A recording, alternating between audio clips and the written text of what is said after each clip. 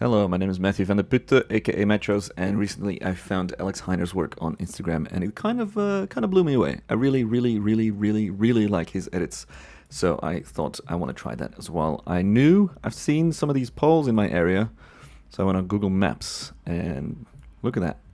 One of them poles with lots of wires and a blurry house. Someone's blurred their house out on Google Maps. That's pretty fun.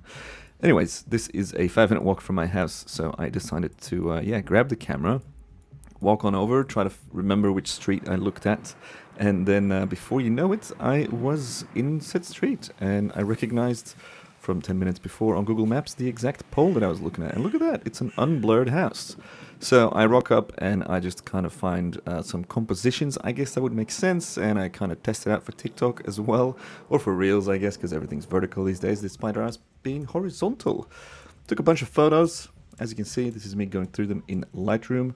And then I kind of made up this process along the way. I wasn't really sure what the best way to go about this was, but I guess step one was finding a nice enough photo to use, which we will arrive at shortly in 3, 2, 1. There we go, that's the one.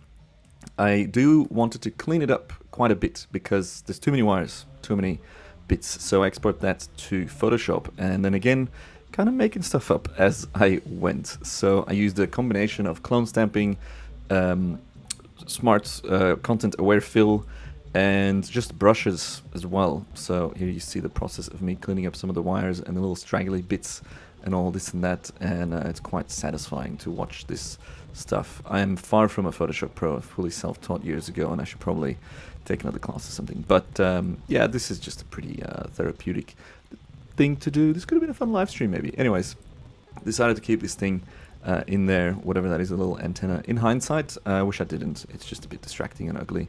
But hey, this was literally a trial, I guess, for me to do that. Now, the next bit is you want to create layers for all these sections, right? So using the whatever it is, I'll put it on screen, the magic wand tool, I selected all the bits in between the wires and just copy them as new layers on top of the background layer. So you go back to the background, click on that, and then click on the next wire section or sky section, I guess, and Command C, Command V, and that creates these layers. And then we're going to import those layers into After Effects to then slap the time lapses in there. But first, we need to also create a nice clean mask or a plate, I guess, of the wires and the pole, so that I can overlay that on top of everything else as a PNG with transparency. And the way I did that is by selecting the background layer, so pretty much the entire photo, and then I went to the color range selector, and then using that, what do you call those, eyedroppers,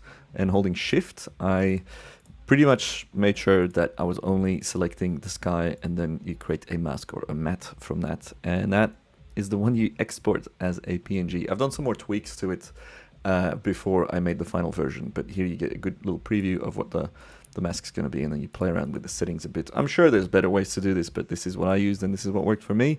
And then it's time to go into After Effects, everyone's favorite complicated software. Let's go. So there's already a bunch of clips, time-lapse clips in my After Effects. I'm now dragging that Photoshop file into the software, and then you want to make sure you enable layer sizes and retain layer sizes as well there in that composition. Navigate to the correct composition, group 1 here, double click, and boom.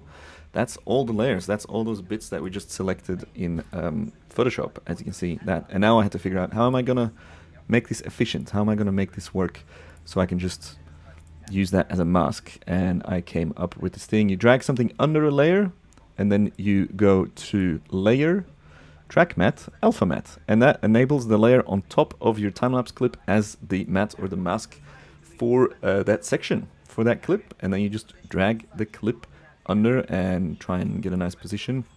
And guess what? Now you repeat that process for every single layer. That's a different size time-lapse clip because it's different resolution, but you could just scale that up a bit and then move it around. And here I had an issue with which layer is selected and which one that I'm moving around, which was some auto-select thing, but you'll figure that out. You'll be able to make that work for you. And yeah, that's pretty much it. Fast forward a bunch, repeat this. I don't know how many layers I've got, about 30 layers or something.